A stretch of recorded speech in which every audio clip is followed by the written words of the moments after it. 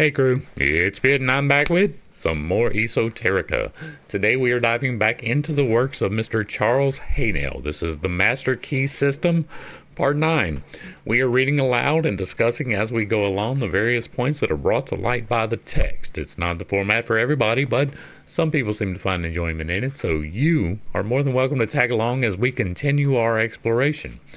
Before we begin, however, if you are unfamiliar with me, any of my unconventional beliefs, or if at any point in time I lose you in the terminology, there will be several playlists linked in the corner above the box below, along with the original source material, so that you can get a better understanding of who I am and why I say the things that I do. With that being said, we are going to dive in and continue our exploration of the Master Key System, Part 9.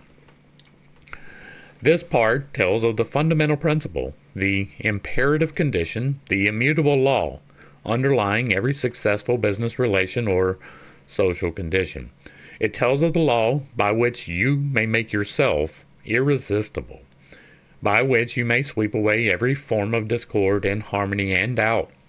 It tells the secret of the solution to every problem. It explains that there are only three things which all mankind requires for complete happiness and development.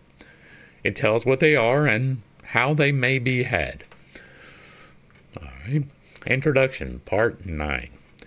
In this part, you may learn to fashion the tools by which you may build for yourself any condition you desire. If you wish to change conditions, you must change yourself. Your whims, your wishes, your fancies, your ambitions may be thwarted at every step, but your innermost thoughts will find expression just as certainly as the plant springs from the seed. Suppose, then, we desire to change conditions. How are we to bring this about? The reply is simple, by the law of growth. Cause and effect are as absolute and undeviating in the hidden realm of thought as in the world of material things. That is not the law of growth. That is the law of returns. And the law of, Hold in mind the condition desired. That is part of the 8 laws of creation. It will be linked in the corner above. Hold in mind the condition desired. Affirm it as an already existing fact. This indicates the value of a powerful affirmation. By constant repetition, it becomes a part of ourselves. We are actually changing ourselves. We are making ourselves what we want to be. Character is not a thing of chance. It is the result of continued effort. If you are timid, vacillating, self-conscious, or if you are over-anxious or harassed by thoughts of fear or impending danger, remember that it is axiomatic that two things cannot exist in the same place at the same time. Exactly the same thing is true in the mental and spiritual world, so that your remedy is plainly to substitute thoughts of courage, power, self-reliance, and confidence for those of fear, lack, and limitation. The easiest and most natural way to do this is to select an affirmation which seems to fit your particular case. The positive thoughts will destroy the negative as certainly as light destroys darkness, and the results will be just as effectual. Act is the blossom of thought, and conditions are the result of action, so that you constantly have in your possession the tools by which you will certainly and inevitably make or unmake yourself. And joy or suffering will be the reward. Okay, so we talk all of the time about the affirmations, right? The affirmations are the I am statements. I am happy. I am healthy. I am wise. I am a teacher. I am an employer. I am a counselor. I am whatever it is that you wish to be in your life. You should be saying these things to yourself out loud every single day. You should be building yourself up and not tearing yourself down, because that is indeed how you attract what you want. One of the laws of creation is the law of attraction. The law of attraction says that like attracts like. Things of a similar nature will tend to cluster. You, by creating the positive effect upon yourself of affirming to yourself every day that you are what you wish to be, will cause that to happen.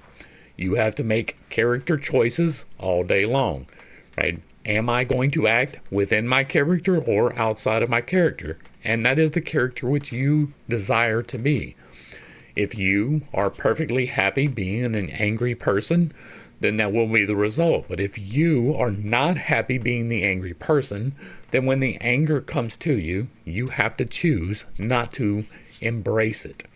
Use it. It is a powerful tool. It alerts you that something is incorrect in the situation. But that doesn't mean attack someone. It means remove yourself or defend yourself or something along those natures. It's not aggressive, right? It is a recognition of a problem. You deciding to act within your character reinforces your character. And your character is how you act when nobody is looking, right? When you are completely by yourself, are you still doing the things that you present to the public? That is your character. Not what you present to the public, but that which you are when you're alone in your home.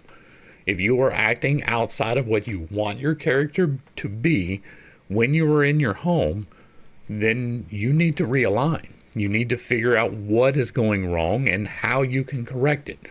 The best way to do that is to sit down and dig it apart, right? If you're feeling these emotions, there's a reason for it. You are meant to feel them. You're not meant to suppress them or hide them or not acknowledge them. You are meant to feel them fully, all the way. Cry, scream, rage. Don't attack people. And then let it go, right? It is there for a reason. It is there so that you will feel them. And if you suppress them, that is just like swallowing poison. You are poisoning your soul with wrath, or you are poisoning your soul with lust or greed or any of the vices. You can poison your soul with the virtues too, right? Overtaking of chastity leads to bitterness. Overtaking of charity leads to bitterness. So you should find the balance between those. But those emotions are there so that you understand that there is something in this situation that is not optimal. Now, sometimes it is to alert you that it is optimal. If you are feeling happiness, that is a good situation. You should try to figure out how to make more of that, right? Now, happiness in general is a decision that you make. I am going to make the best out of the circumstance regardless of what happens. That is how happiness is created. It is part of building your character. The things that you do when nobody else is around defines who you actually are. It's not about what other people see. It is about who you are on a fundamental level. And you can change that. You can overcome the control systems that have been placed upon you by your upbringing. You can research. You can get a greater understanding of what you already know. You can find new information to augment what you thought you knew. There are various methods by which you can improve yourself and make your character what you want it to be. Make sure that you are aligning yourself in the direction which you want and not in the direction which you don't. I drop my glasses. I do that a lot. All right, part 9. There are only 3 things which can possibly be desired in the world without, and each of them can be found in the world within. The secret of finding them is simply to apply the proper mechanism of attachment to the omnipotent power to which each individual has access. The 3 things which all mankind desires and which are necessary for his highest expression and complete development are health, wealth, and love. I won't argue with that yet. All will admit that health is absolutely essential. No one can be happy if the physical body is in pain. Full stop. Not true. Not true, right? Not on a fundamental level. I'm in pain. I'm in pain right this minute. I'm in pain every single morning when I wake up. I am in pain every day when I walk down the road. I am in pain whenever I say my prayers for you. I am in pain the entire time that I sit here in front of you. I am in pain. But that doesn't mean that that pain is going to rule my life. I choose happiness regardless. I choose to push myself beyond the limits of my pain. I do things inside of my pain. When I walk, it is painful. I choose to do that to improve myself. It makes me happy. It is one of those things. I am constantly trying to improve myself. Doing these studies is me improving myself. The exercise in which I partake is me improving myself. But pain is still a part of it every single day. It is less pain these days. It really is. But I'm still not at the point where I could go back and do construction work. Just not going to happen. If I turn a little bit too far to the right, I urinate. It's something that just happens. It is part of what's wrong with me. And I am working on healing that, and I'm getting some results. But I'm still in pain every single day, all day long, every day. I still choose happiness. You can be happy if the physical body is in pain. And it is possible. And when I say pain, I want you to understand this, and this is a hard thing for a lot of people. If you don't live with chronic pain, then you probably won't understand this. When I broke my hand, it was about a 4 on the pain scale. It was annoying. I couldn't use my hand in the manner in which I wanted to, but it was about a 4. I wake up at a 7 in my back every day. Every single day is at a 7. It is something that limits my ability to function to the best of my ability. Sometimes it makes it hard to breathe. It makes it hard to sit still. You'll see me shift a whole lot, right? I have nerve damage. It causes my entire left side of my body to do something which I don't want it to do. It'll tremble. You'll see it do like this all the time. My eyes will start twitching. My foot will start doing it. It is part of what's wrong with me, and I am working on healing that, and I'm getting some measure of success in it. I am. I'm not going to lie. That is one of those things that I can't tell you about. But happiness is a choice. It is not a disease. You don't catch it. It is not a target that you can hit. It is something that you aim at. It is something that you choose to make every day. I'm going to make the best out of the situation, and I'm going to be happy in it. It is the decision that you make. It is not a condition that comes upon you. And a lot of people have trouble with that, right? A lot of people have trouble with the thought that happiness is a choice that you make regardless of the situation. But when you can wrap your mind around that, then you can start manifesting better health, right? I am in the process of manifesting better health. Me being able to talk to you is part of it. This thing with my shoulder, that's part of it. This thing in my back, it's working. It is. Things are coming along. It's taking longer than I would like, but it's still a thing. It's not an immediate thing, right? I have quite a significant injury, right? There are 6 bulges, or no, 7 bulges, 6 herniations, all the way from the top to the bottom. It's not isolated in one particular area, but the worst part of it is directly between my shoulder blades. Surgery is not an option. I have 3 spinal impingements between my shoulder blades, and it causes a lot of issues. It is something that I am actively working on healing, and I am actively getting it. But you can be happy in pain. It is possible. I'm here to let you know that with no uncertainty. That is not dependent upon feeling good. All will not readily admit that wealth is necessary, but all must admit that a sufficient supply at least is necessary. And what would be considered sufficient for one would be considered absolute and painful lack for another. And again, wealth is subjective, right?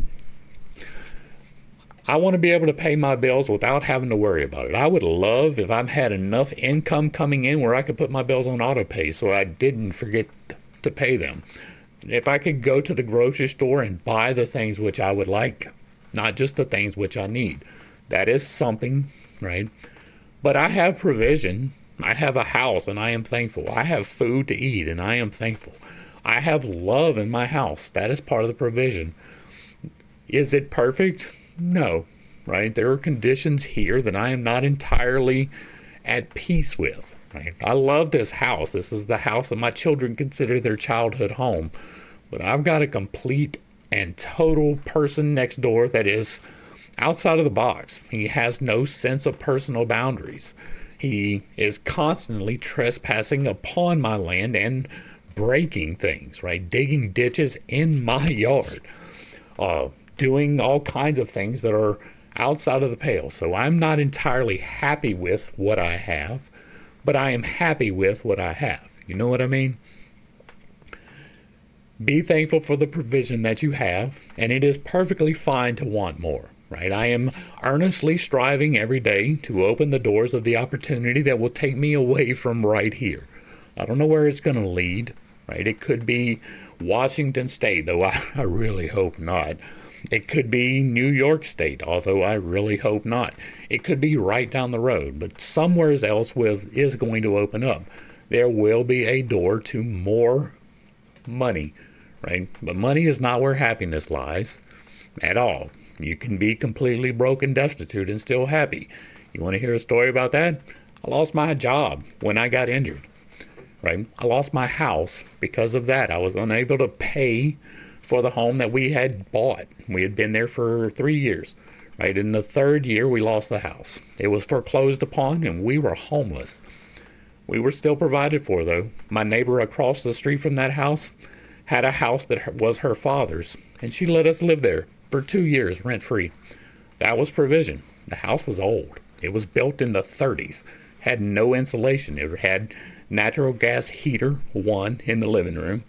It had no air conditioning. I mean, the water leaked all the time. The yard was just like under the yard, not from the house. Like the literal pipes coming into the house leaked. That was provision. We were not wealthy. We still had happiness. The provision of this house came after that, well after that, because then we got a trailer, and that was a whole different ordeal. And then from the trailer, we were homeless again. Right? This is all part of the origin story. I don't know that we've got to that part yet, but all of that is tangential to happiness. It is easier to be happy when you are well provided for. It is easier to walk the walk when you are well provided for, but if you are not willing to walk that walk when you are not well provided for, why should you get the provision? If you can't be happy in the circumstance in which you are in, why would you think that there would be another provision provided? Now, that was a growing experience. That was a learning experience, and being destitute really humbles you. I promise you, like I was that guy who would walk around and I would sing The Working Man. I ain't never been on welfare, and that's one place I won't be. Well, guess what I got? I had to get food stamps. I was unable to provide. Right? My kids had to eat. You can find the happiness in whatever provision you have. And you can strive for better provision, right? I am in a much better place now than I've been ever in my life. That is because I chose to take the best out of the situation even then. Before I was ever on this part of the path, I was still finding the best in the situation. I was still striving for more. I started 3 businesses. All of them failed. That's fine. That is part of the process. I have failed more times than most people have tried. And that's fine. It's part of the process. Wealth is not instrumental to happiness. It is something that you should strive for, right? You're supposed to find the balance between charity and greed. So you are supposed to have things. You are supposed to toil and work. I work harder injured than a lot of people do fully able. It is part of who I am, fundamentally. It is part of who I have developed my character to be. Right now, I pray every day that God puts me to full employment so that I can go and do, right? This is part of that, right? What I am doing here is part of a calling. And one day that calling is going to be to go out among the masses and do this full time, travel around and be an inspiration, because I have been through the shit. You can either choose to completely cover yourself in the things that are thrown at you and decide that it's going to be terrible, or you can just deflect all of that away and just be who you were called to be. The choice is yours, but it is independent of wealth. You can be happy in pain. You can be happy in poverty. People do it all of the time. And as nature provides not only enough, but abundantly, wastefully, lavishly, we realize that any lack or limitation is only the limitation which has been made by an artificial method of distribution. And that is in part true, right? That is us as a society not finding the balance between greed and charity. We have capitalism. Capitalism has lifted more people out of poverty than anything else ever in the entire history of ever. Our republic here has done the same thing, right? It is an amplification. We have our republic and we have capitalism, and those two times each other have generated so much food that we throw away more food than some countries eat. We have fat homeless people. That is an anomaly.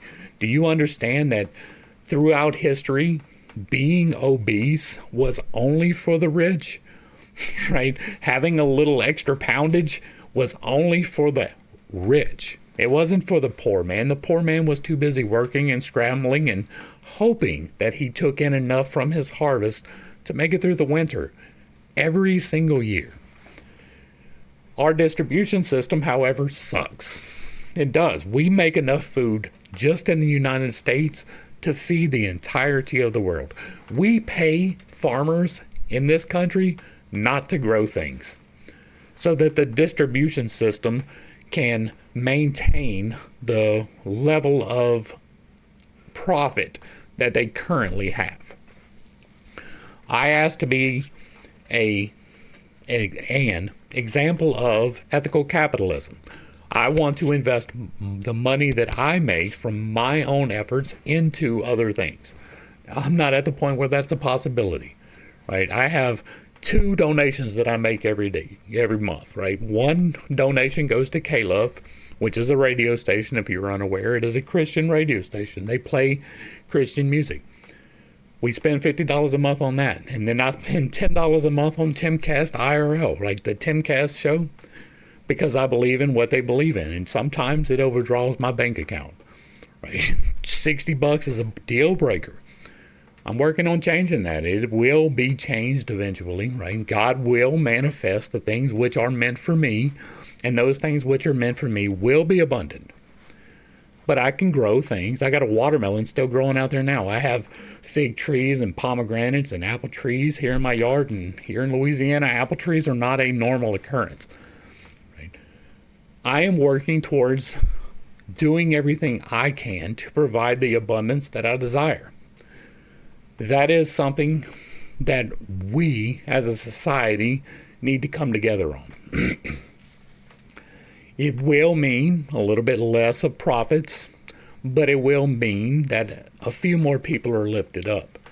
That is something that we need to change, and that is mainly in distribution. Most of the problem that we have currently is in distribution. We give money to people who do nothing. That is terrible. That is a horrible idea. I understand that some people might starve, but there should be a work requirement. And I'm saying that as a fully disabled man, right? I tried to get re-education. They wouldn't let me do it. I can't afford to take out a loan and do it. So I'm kind of stuck. I had to find a different route, and that was God's intention, and the plan will work out. Sometimes there is limitation and lack that is part of the bottleneck. And sometimes it is just merely society. And that is something that we need to come to terms with. So, yeah, nature does provide lavishly, though. Like, you can get enough food from an oak tree to make flour for a while.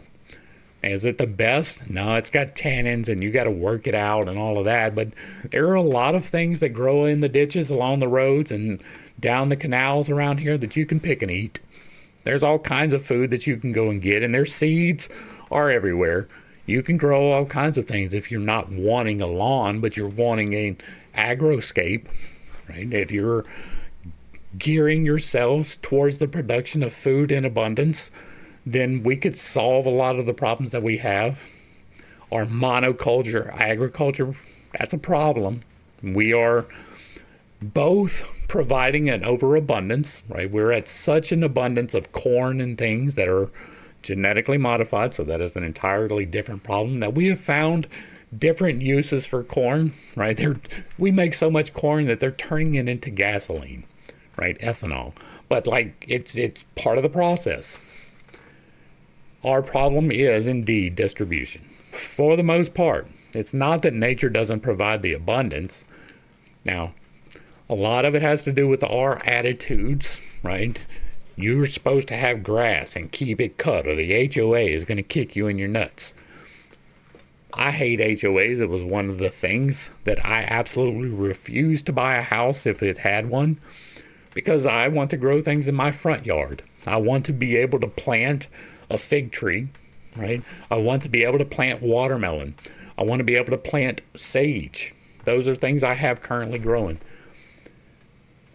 You should be able to garden anywhere in your yard. And if you take the time and put in the effort to garden, then you can cut down on your food costs. One seed will provide an abundance. Will that one seed be enough to feed you for a year? No. But you can significantly cut into the cost if you're willing to put in the work. It is a thing that can happen. All right, back to the text. All will probably admit that love is the third, or some will say the first, essential, necessary to the happiness of mankind. At any rate, those who possess all three, health, wealth, and love, will find nothing else which can be added to their cup of happiness.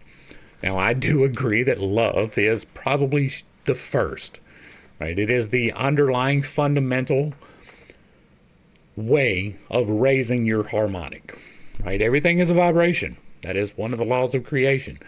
And because everything is a vibration and things tend to cluster, if you are in a negative vibration, that probably means that love is absent from your life. Even parental love or love for a child, but especially a spouse, right? You are meant to find someone to love and to have and to hold and all of those things. And so love is part of it, but it doesn't have to be sexual love. It can be familial love. It can be the love of your parents. It can be the love of a neighbor. It can be the love of a coworker, right? But though that love is going to play a vital part in raising your harmonic. We have all found that the universal substance is all health, all substance, and all love, and that the mechanism of attachment whereby we can consciously connect with this infinite supply is our method of thinking. To think correctly is therefore to enter into the secret place of the Most High. What shall we think? If we know this, we shall have found the proper mechanism of attachment, which will relate us to whatsoever things we desire. This mechanism may seem very simple when I give it to you, but read on, and you will find that it is in reality the master key, the Aladdin's lamp, if you please. You will find that it is the foundation, the imperative condition, the absolute law of well-doing, which means well-being. Yes, if your thoughts are properly aligned, then your actions will follow that, right? That is the point of building your character. Do the things in private so that when you are in public, they come naturally to you. That is part of it. And it raises your harmonic, right? And then when your harmonic is raised, you attract like. To think correctly, accurately, we must know the truth. The truth, then, is the underlying principle in every business or social relation. It is a condition precedent to every right action.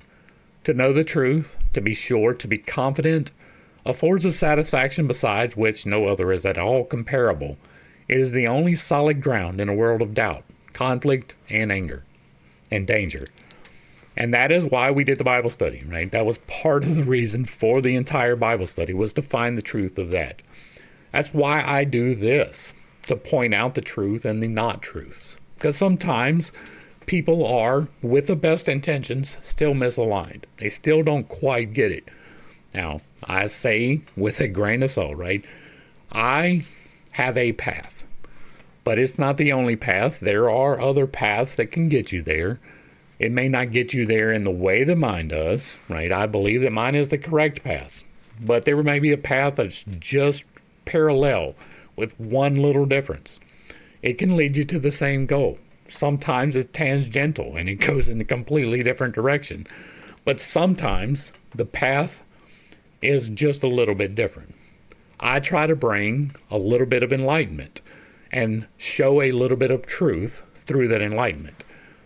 I have had things directly revealed to me, and because of that, I have a little bit firmer grasp of the truth, at least in my estimation, than some other people do. So, knowing the truth is indeed the underlying fundamental You cannot love if there is deception involved, and that is either you or them. If you are deceiving them, you don't love them at all. And if they are deceiving you, they don't love you at all. That is the truth. Even with the little things, right?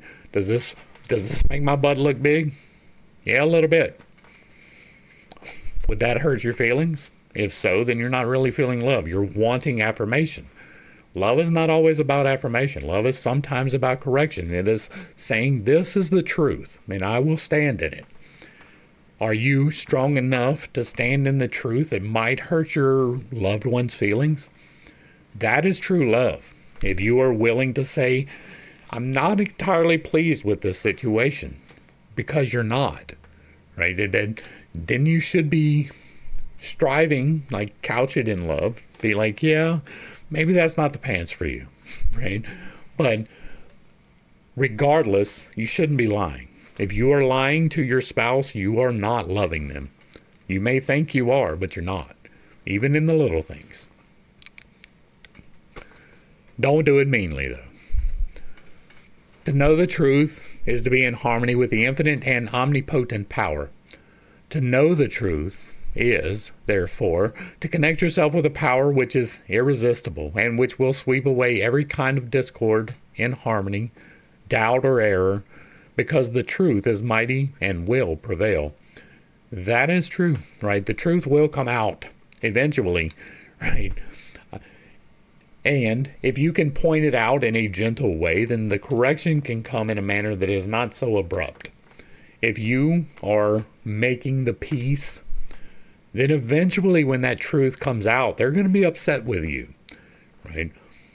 You should stand in truth regardless of the consequences.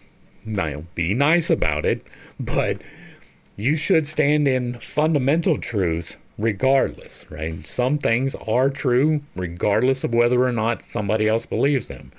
You're born with either an innie or an outie, and I ain't talking about belly buttons.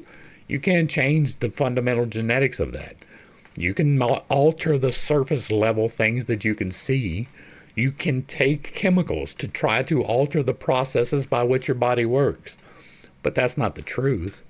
You were not born in the wrong body. That didn't happen to anyone ever in the history of ever. Stand in the truth of what is correct. It is not okay to kill children. That is a thing, whether or not somebody else believes that or not. Stand in the truth regardless, because the truth is mighty and will prevail. And when it does, when that pendulum swings back, it can be quite disheartening. Right? The pendulum will swing back. No matter how far to the left it swings, it will swing back to the right. And generally speaking, when it swings back, it is a somewhat destructive process, and that's not a great thing. It is necessary sometimes, that is the truth, but it is easier if you don't allow the pendulum to swing all that far to the left. The humblest intellect can readily foretell the result of any action when he knows that it is based in truth. But the mightiest intellect, the most profound and penetrating mind, loses its way hopelessly and can form no conception of the results which may ensue when his hopes are based on a premise which he knows to be false. Yeah, and that for sure. If you know that something is false and you go along with it, you are complicit in that, even if you're not taking an active part. That is one of the fundamental laws of returns, too. And every action which is not in harmony with truth, whether through ignorance or design, will result in discord and eventual loss in proportion to its extent and character. Like I just said, one of the 8 laws of creation, right? The law of returns governs that. How then are we to know the truth in order to attach this mechanism, which will relate us to the infinite? We can make no mistake about it if we realize that truth is the vital principle of the universal mind and is omnipresent. The truth is there whether you state it or not. For instance, if you require health, a realization of the fact that the I in you is spiritual and that all spirit is one, that wherever a part is, the whole must be, will bring about a condition of health, because every cell in the body must manifest the truth as you see it. If you see sickness, they will manifest sickness. If you see perfection, they must manifest perfection. The affirmation, I am whole, perfect, strong, powerful, loving, harmonious, and happy, will bring about harmonious conditions. That is part of the I am statements. The reason for this is because the affirmation is in strict accordance with the truth, and when the truth appears, every form of error or discord must necessarily disappear. And that is true. Right? I am manifesting health in my life. It is taking changes, right? There are things happening in my physical body. The cyst is one of them. My shoulder is another one of them. Other things are happening. Things are getting better. Right? It is not immediate. Do not be discouraged when it is not immediate. That is a truth that you need to hold on to. It will not be immediate. There will be more trial before you break through. Those are fundamental. Those are things that you absolutely need to understand if you are going to attempt this. Just because you want it doesn't make it happen. You have to put the energy into it. I am exercising in order to shape my body into the direction I want it to go. I am saying my affirmations that I am healthy, that I am healed. I am doing that. And it is happening in my life. Like, I did not expect the shoulder. I really didn't. What happened here was a surprise to me. I was manifesting, right? I was holding it here in my chest for the problems in my back. I wasn't doing it for my shoulder, but my shoulder healed first. That's perfectly fine with me. Like, I love the fact that I can use my arm again. That's wonderful. Sometimes it's a little unexpected, but it will happen if you are putting the energy into it. You can sit all day and say affirmations and not put the energy into it, not correct your character, not do the things which are required, and nothing's going to happen. You can say, I am happy, healthy, I am whole, perfect, strong, powerful, loving, harmonious, and happy every single day, all day long, and nothing is going to change. If you are not putting in the effort to make yourself strong, you will not gain strength. If you are not acting in love, you will not be loving. If you are not acting in harmony with creation, you will not be harmonious. The action is a required part of manifestation. That doesn't mean that it is all me doing exercise that healed this, right? I didn't slip that tendon back into place. I didn't tighten my shoulder back up where it was supposed to be. I didn't make it where I could lift my arm like this. But I was investing in the energies. I was doing the work, and that is what caused it to happen. That is a fundamental part of it, and I don't know that we've seen that yet in this, right? We see him in part, right, saying it is taking action, but there is more action required. You have found that the I is spiritual. It must necessarily then always be no less than perfect. The affirmation, I am whole, perfect, strong, powerful, loving, harmonious, and happy, is therefore an exact scientific statement. I've already talked about that. Thought is a spiritual activity, and spirit is creative. Therefore, the result of holding this thought in mind must necessarily bring about the conditions in harmony with the thought. And again, that requires action. If you require wealth, a realization of the fact that the I in you is one with the universal mind, which is all substance and is omnipotent, will assist you into bringing into operation the law of attraction, which will bring you into vibration with those forces which make for success and bring about conditions of power and affluence in direct proportion with the character and purpose of your affirmation. Yeah. Visualization. Visualization is the mechanism of the attachment which you require. Visualization is a very different process from seeing. Seeing is physical and is therefore related to the objective world, the world without. But visualization is a product of the imagination and is therefore a product of the subjective mind, the world within. It therefore possesses vitality. It will grow. The thing visualized will manifest itself in form. The mechanism is perfect. It was created by the master architect who doeth all things well. But unfortunately, sometimes the operator is inexperienced or inefficient. But practice and determination will overcome this defect. Now, again, I am going to say it right. Aphantasia exists. Some people cannot visualize, and it is still possible to do these things without that. I did, right? The healing that is affected within my body happened before my aphantasia started healing itself. That is something that is happening. But prior to that, the cyst in my throat was removed when I could not visualize that. I merely held the conception of the thought that it was healing, that my throat was healing when I held the energy there, that my body was healing when I held my energy here, and it did something that I wasn't expecting yet. It will happen. You have to invest the energy in it, but visualization, while a handy tool, is not necessary to the process. You can do it merely by holding the thought. If you require love, try to realize that the only way to get love is by giving it. That the more you give, the more you will get, and the only way in which you can give it is to fill yourself with it until you become a magnet. This method was explained in another part. I saw a post on Facebook, and it was somebody that I know, kind of, right? And we're not really good friends, but I know enough. And it was Dirty Dancing, right? You know the movie Dirty Dancing with Patrick Swayze.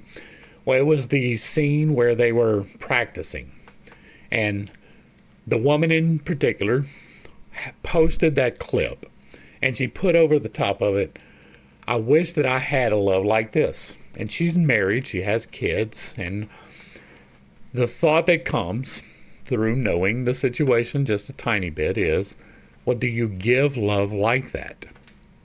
Do you go out of your way to make sure that your partner understands that you love them like that? Are you putting in the effort to them in the manner in which you wish to see it returned? And I know that that answer might be no. You know what I mean?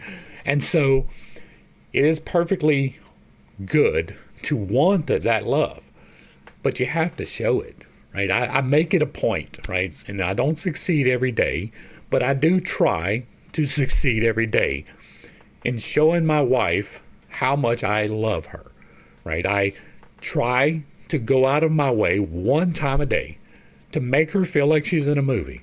You know, I walk up and I grab her and I hold her close and I give her a kiss. Not in a sexual manner, but just in a way that shows the attraction.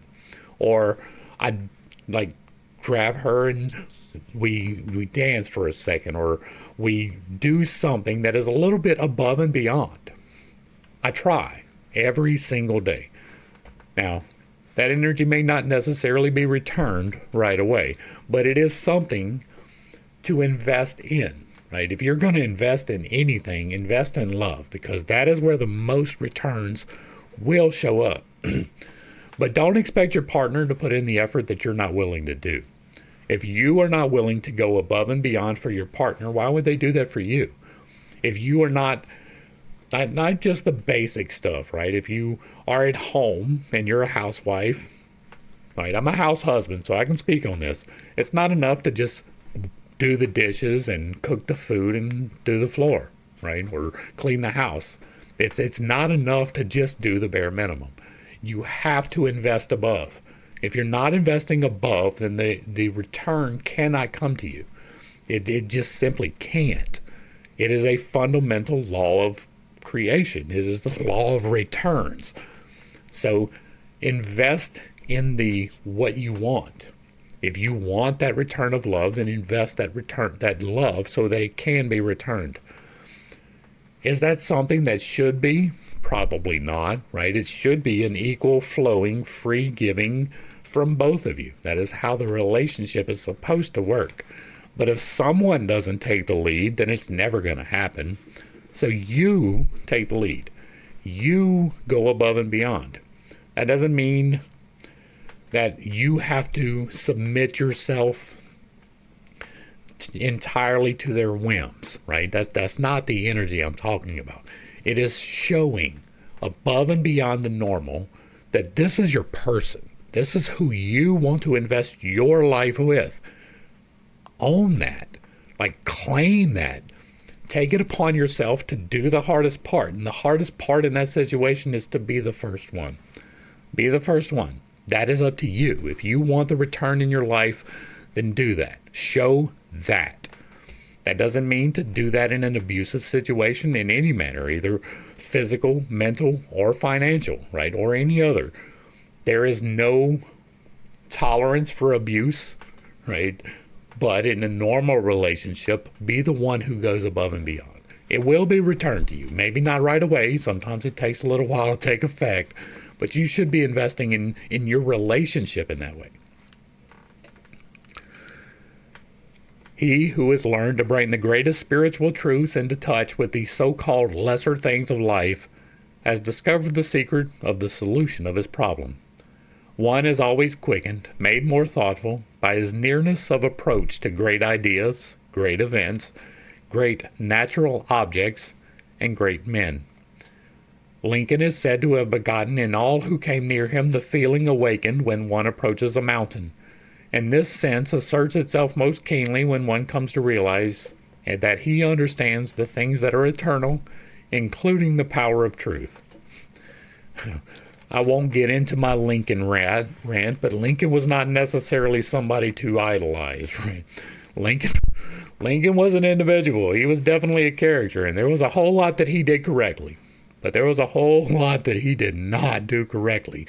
And you should definitely look into the history of Lincoln if you do not understand what I'm talking about that, right? This whole he's not presidential argument really sets me off, right? It is one of my keystones, right? I get on that soapbox behind that, like, he's not presidential.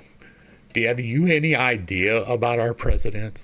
Like, have you at all looked into the history of our presidents? We had one president who would settle arguments about who was correct by putting his penis on the table and saying, if you've got a bigger one, then you win. I mean, that was a real thing. We had a whole nother president who had a harem of women in the White House. That was a thing too. We had a presidential candidate that beat people about the head with sticks until they dropped out of the race. That might be the one we're looking at right now.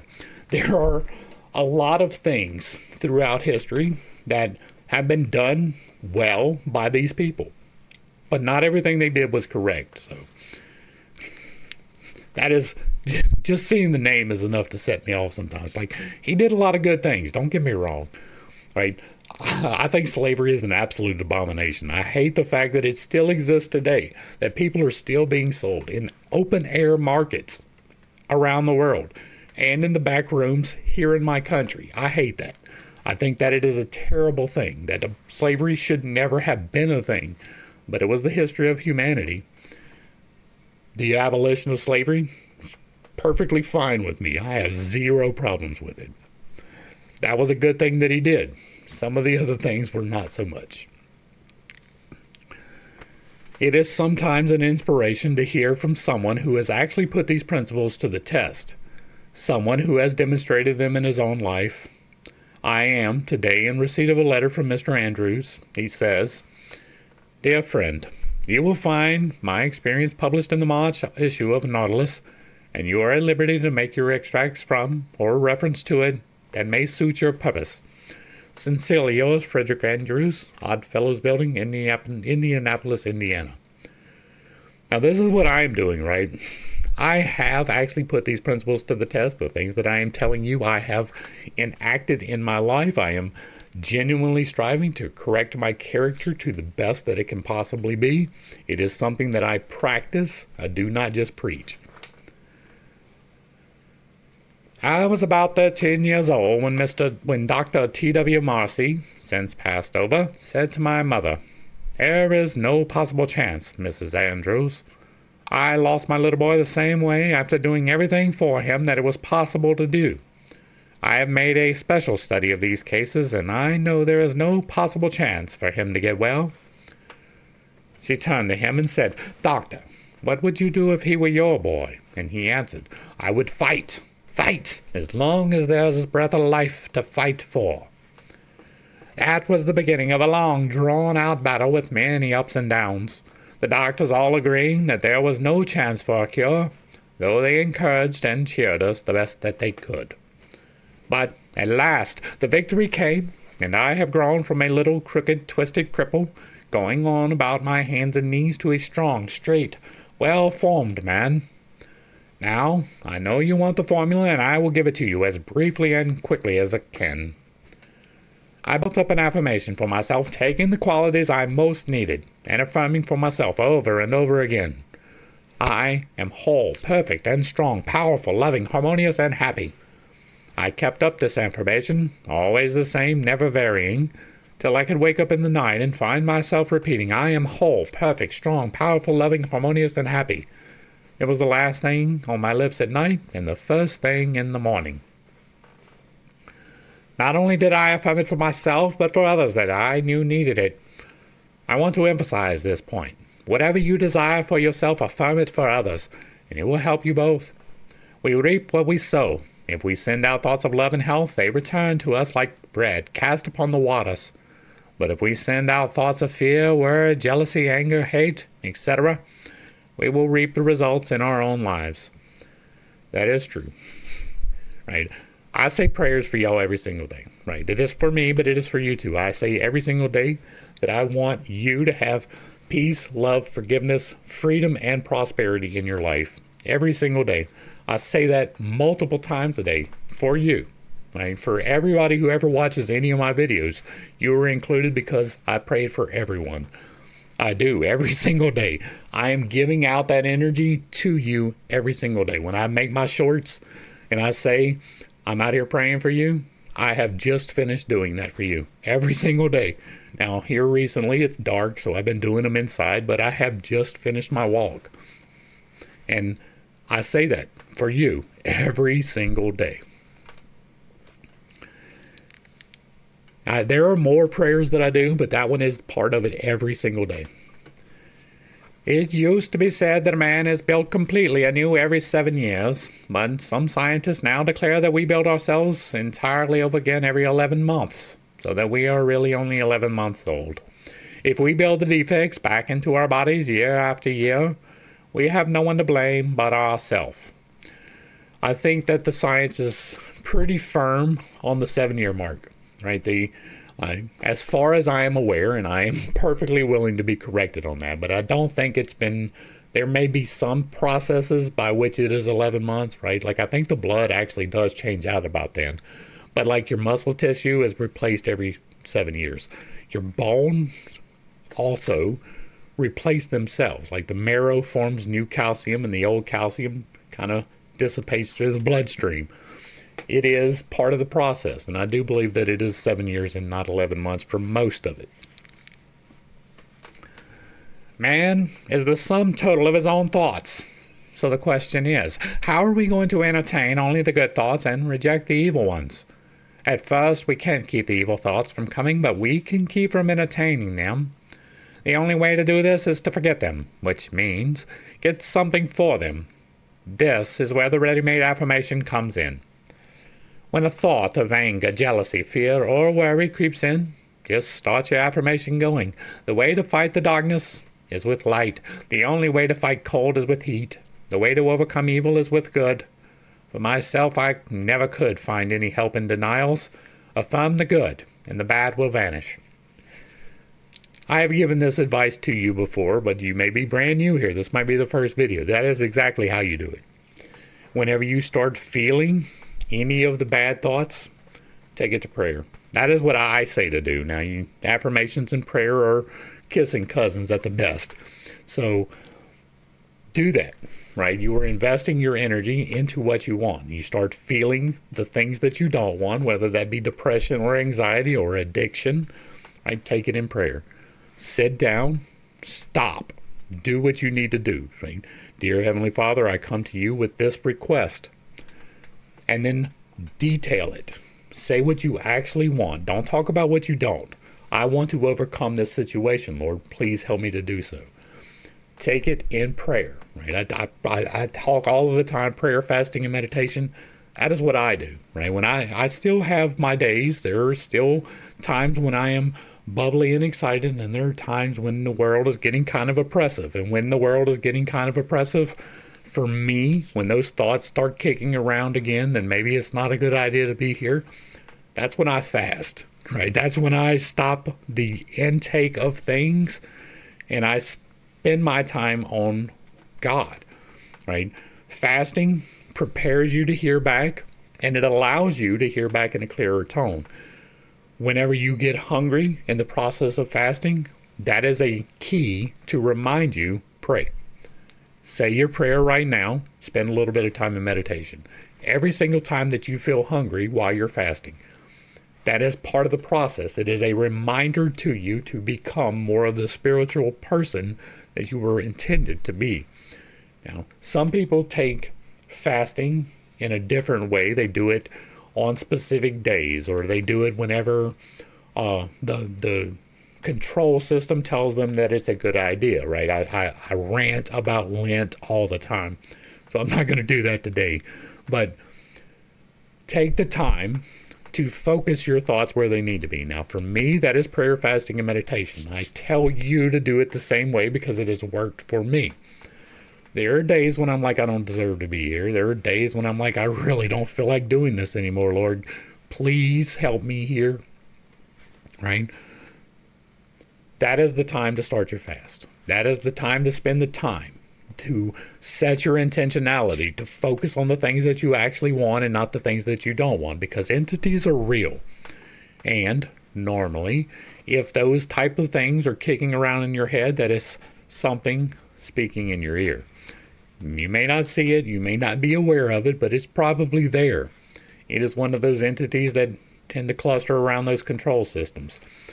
Those entities feed off of emotions, and you can feed those entities with negative emotions to the point where they are overwhelming, or you can starve them to death, and that choice is up to you. How you handle that is your decision, but generally speaking, if you are focusing on the positive, you are starving the negative entities. If there is anything you require, it will be well for you to make use of this affirmation. It cannot be improved upon. Use it just as it is, take it into the silence with you, until it sinks into your subconscious, so that you can use it anywhere, in your car, on the tram, in the office, at home. This is the advantage of spiritual methods. They are always available. Spirit is omnipresent, ever ready. All that is required is a proper recognition of its omnipotence and a willingness or desire to become the recipient of its beneficent effects.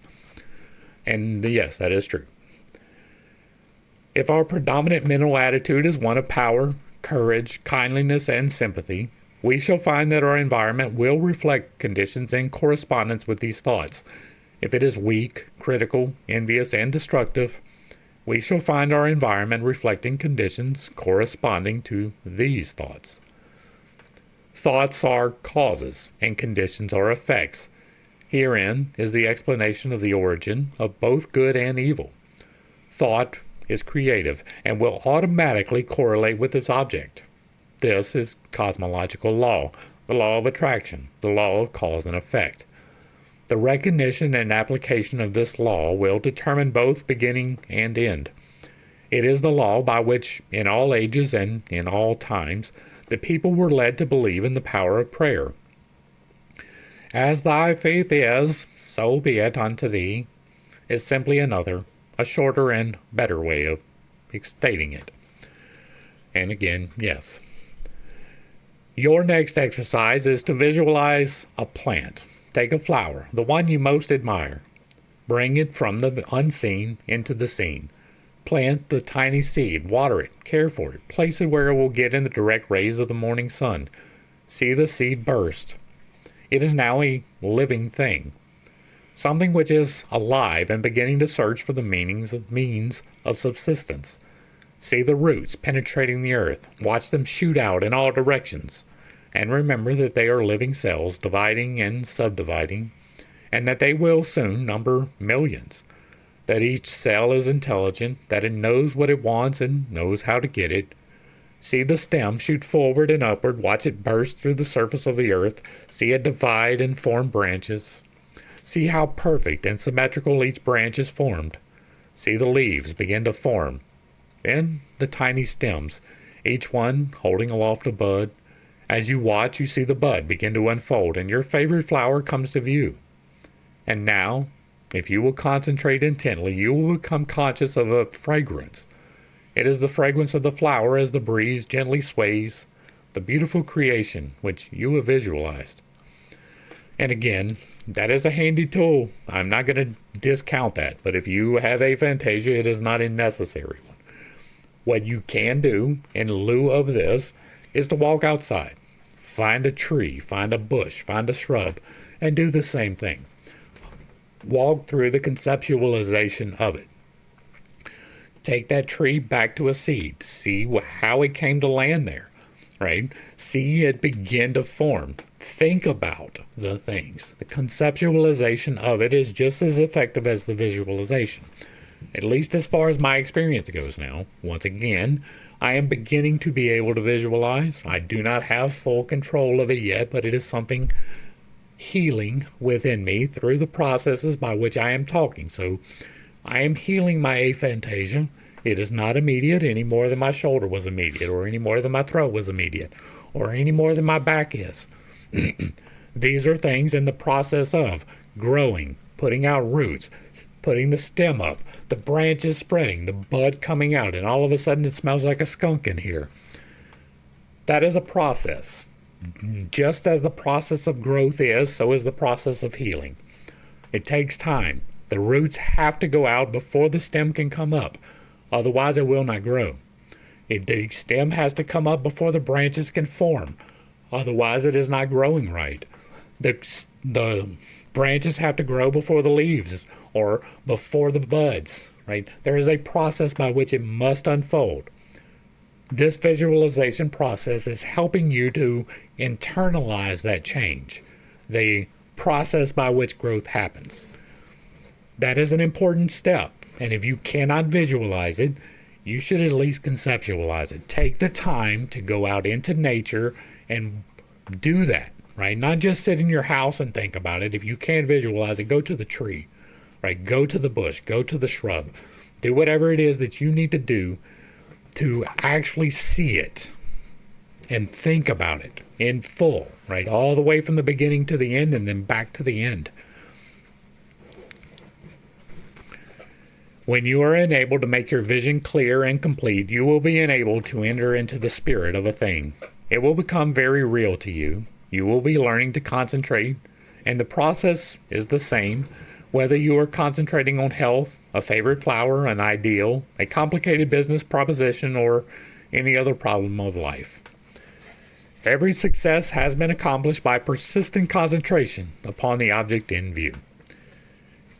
In the end, thought rules the world. There are times when impulses and passions are more powerful, but they soon expend themselves, while mind, acting constantly, is ever ready to drive them back and work when the energy is exhausted. J. McCosh. Part 9 questions. What is the imperative condition of all well-being? Well-doing. What is the condition precedent to every right action? Right thinking. What is the underlying condition necessary in every business transaction or social relation? To know the truth. What is the result of a knowledge of the truth? We can readily foretell the results of any action that is based upon a true premise. What is the result of any action based upon a false premise? We can form no conception of the results which may ensue. How may we know the truth? By a realization of the fact that truth is the vital principle of the universe and is therefore omnipresent. What is the nature of truth? It is spiritual. What is the secret of the solution to every problem? To apply spiritual truth. What is the advantage of spiritual methods? They're always available. What are the necessary requirements? A recognition of the omnipotence of spiritual power and a desire to become the recipient of its beneficent effects. Thought means life. since those who do not think do not live in any high or real sense. Thinking makes the man. A.B. Alcott. And that is going to wrap up our study of Part 9. I don't have a whole lot to offer here, but we have gone through a good bit in this one, so that is good. Hopefully I brought a little bit of understanding and not too much confusion to a series of somewhat difficult topics. I understand that I hold some unconventional beliefs and that I have a tendency to step on toes when I relay those. It is not intentional, but it is not something that I apologize for. I am here to reveal truths, as I see them at the very least, but most of them are fundamental, at least as I understand them. Finding the truth of the matter is extremely important. Taking correct action based upon correct knowledge is the fundamental part of the manifestation process. If you are not taking the action, there can be no correction, even within your own mind. Define yourself by the character that you want and not what other people define you by. Take the actions in private that you wish to express in public. If you like what I'm doing over here, let me know down below. Give me a like, share, and a sub. Throw me a comment if you agree or disagree. If it remains respectful, it gets to remain up. And if there is a work that you would like to see me go through in the same manner that we are doing here, leave that in the comments as well. If you really like what I'm doing over here, hit me with that super thanks. To the crew, thanks for hanging out. I appreciate every single minute that you are here with me, and I am praying for you every single day. Until next time, I love you.